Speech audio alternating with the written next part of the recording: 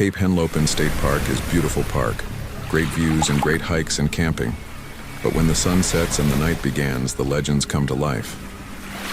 Cape Henlopen's history includes its use by Native Americans for millennia, designation as a public land grant by William Penn in the 17th century, and significant military use as Fort Miles during World War I and II for coastal defense. Following its military service, the area was transformed into Cape Henlopen State Park, one of America's first public lands, preserving its strategic importance and natural resources.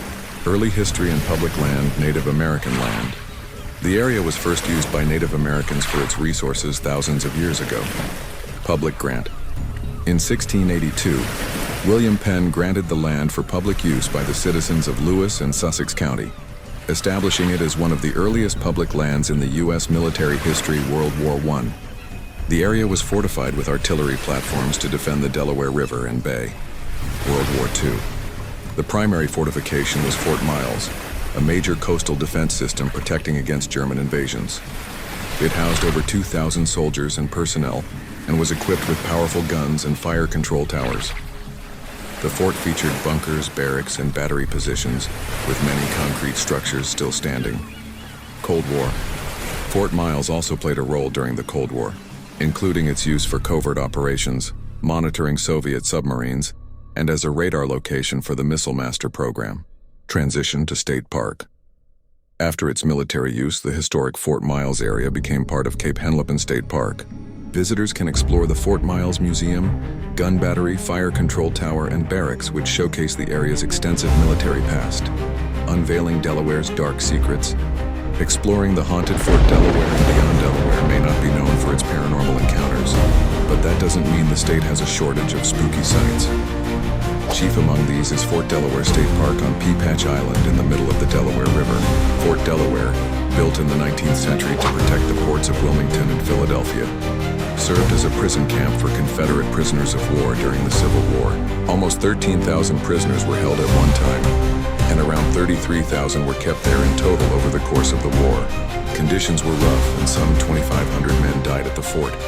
Many of them are now buried at Finns Point National Cemetery, just across the river in New Jersey. Delaware Gov logo. Search this site. Unveiling Delaware's dark secrets. Exploring the haunted Fort Delaware and beyond.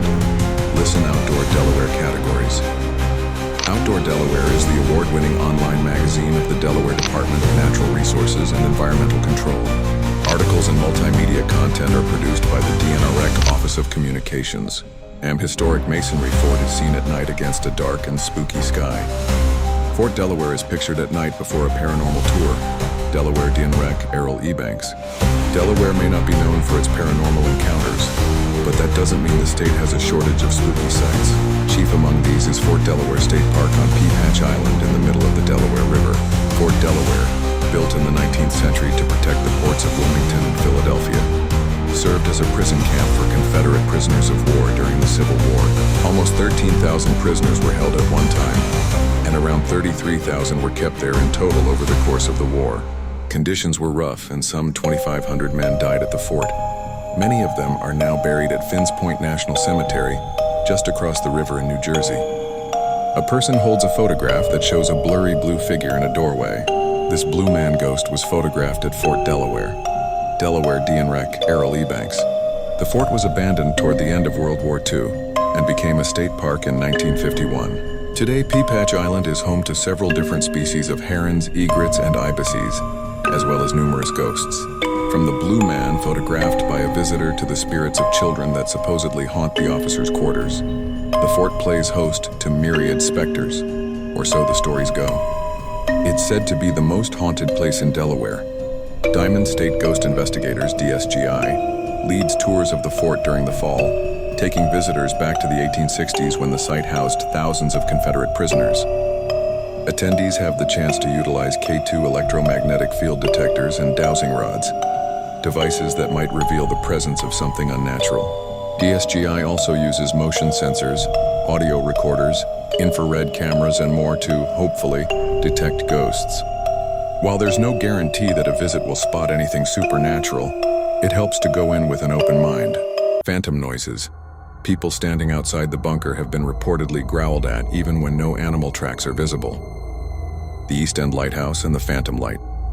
The East End Lighthouse, a historic coastal sentinel built in 1885, is another focus of local legends and ghost stories. Shipwreck ghosts. Maritime ghost stories rooted in the area's history of shipwrecks are connected to the lighthouse. Cape Water Tours partners with a local theater company to offer tours featuring costumed characters who tell tales of shipwreck victims. A curse from a phantom light. An old legend describes a curse related to a phantom light that caused the 1665 shipwreck of the Devonshireman, which killed over 200 men. The story alleges that the curse was placed by a Native American tribe after British soldiers massacred attendees at a wedding ceremony. Broader haunted history in the Lewis area. The coastal town of Lewis, where Cape Henlopen is located, has a rich and eerie history, and guided tours often explore its paranormal tales. Lewis Legends Evening Walking Tour. The Rives Holt House in Lewis hosts walking tours that cover strange happenings and local legends. Ghost stories. The tours cover strange happenings, legends, and tall tales from Lewis's historic past.